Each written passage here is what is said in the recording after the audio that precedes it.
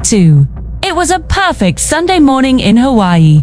The sky was blue, the breeze was gentle, and the US Pacific Fleet was resting peacefully in the harbor. On the decks of the massive battleships, bands were preparing to play the Star-Spangled Banner for the morning flag raising. Sailors were eating breakfast, planning their day off, or sleeping in, to them. War was something happening far away in Europe, or across the ocean in Asia. They felt safe. They were protected by the greatest navy on Earth. But they didn't know that 230 miles north, hidden by the waves, a massive Japanese fleet had launched hundreds of warplanes. They were minutes away. At 7:48 a.m., the silence was shattered not by a bugle, but by the roar of engines and the scream of falling bombs. In the next 2 hours, paradise would turn into hell, and the history of the world would change forever. This is the story of the attack on Pearl Harbor. To understand why this happened, we have to look back. Why would Japan attack the United States, a country with an economy 10 times larger than its own? It wasn't an act of madness. It was a desperate calculation. In the late 1930s, Japan was aggressively expanding its empire into China and Southeast Asia.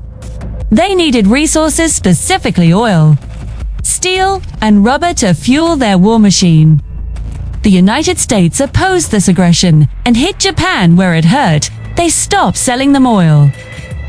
Japan faced a choice: give up their empire or go to war with America to seize the resources they needed in Southeast Asia. They chose war. The plan was masterminded by Admiral Isoroku Yamamoto.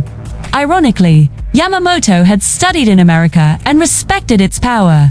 He famously warned his leaders that he could run wild for 6 months or a year. But after that, he had no confidence in victory. His strategy was a knockout blow. He wanted to destroy the US Navy at Pearl Harbor so America wouldn't be able to stop Japan's expansion for at least a year. It was a massive gamble. The Japanese strike force, known as the Kido Butai, moved across the Pacific in total radio silence. On the morning of December 7th, they launched 353 aircraft in 2 waves. Now, here is one of history's greatest what-ifs. At 7:02 a.m., 2 young American privates at the Opana radar station stared at their screen in shock. They saw a massive blip larger than anything they had ever seen. It was the incoming Japanese armada. They called the information center. The lieutenant on duty, thinking it was a scheduled flight of American B-17 bombers arriving from California, told them, "Don't worry about it." The warning was ignored. The element of surprise remained perfect. At 7:48 a.m., the Japanese commander in the air, Mitsuo Fushida, looked down at Pearl Harbor. The ships were sitting ducks. He radioed the code words to Tokyo. Tora, Tora, Tora. Tora, Tora meant surprise achieved. The first wave targeted the airfields to destroy American planes on the ground so they could fight back. Then, the torpedo bombers went for the big prize, Battleship Row. The harbor turned into a slaughterhouse. Torpedoes tore into the hulls of the great ships, the USS Oklahoma, USS West Virginia, and USS California. The Oklahoma capsized in minutes, trapping hundreds of men inside its hull. But the greatest tragedy was the USS Arizona. At 8:10 a.m., an armor-piercing bomb dropped from a high-altitude bomber smashed through the deck of the Arizona. It ignited the forward ammunition magazine. The explosion was massive. It lifted the 30,000-ton ship out of the water.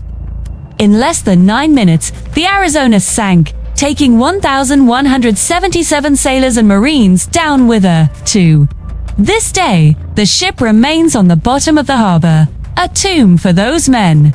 A second wave of attacks followed, targeting more ships and facilities. The sky was black with smoke, and the water was burning with leaked oil. Heroic sailors manned anti-aircraft guns, fighting back, while their ships sank beneath them. By 9:45 a.m., the Japanese planes withdrew. The attack was over. The devastation was absolute. 2,403 Americans were dead. 19 ships were destroyed or damaged. But the Japanese made 3 critical mistakes that would cost them the war. The oil tanks. They ignored the massive fuel storage tanks. If they had destroyed those, the US Navy would have been forced to retreat to the west coast. The repair shops. They didn't bomb the dry docks. This allowed the US to repair most of the sunken ships and return them to battle later. And the aircraft carriers. This was the most important. Check. The American aircraft carriers were not at the harbor that morning. They were out at sea. The most powerful weapons of the war survived untouched. The news hit Washington, D.C. like a thunderbolt. The next day, President Franklin D. Roosevelt stood before Congress. He delivered one of the most famous speeches in history. Yesterday, December 7th, 1941. A date which will live in infamy. United States of America was suddenly and deliberately attacked by naval and air forces of the Empire of Japan. The nation, previously divided on whether to enter the war, was now united in fury. Congress declared war on Japan almost unanimously. 3 days later, Germany declared war on the US. The sleeping giant had officially awoken. Moral: Yamamoto's fear came true. The attack on Pearl Harbor gave Japan a temporary tactical victory, but it ensured their strategic defeat. It mobilized the massive industrial power of America, which eventually crushed the Axis powers. Today, if you visit Pearl Harbor, you can stand on the white memorial built over the sunken wreckage of the USS Arizona. You can still see oil leaking from the ship drops that are called the Black Tears of the Arizona. It serves as a silent reminder of the cost of freedom and the day paradise burned. Thank you for watching.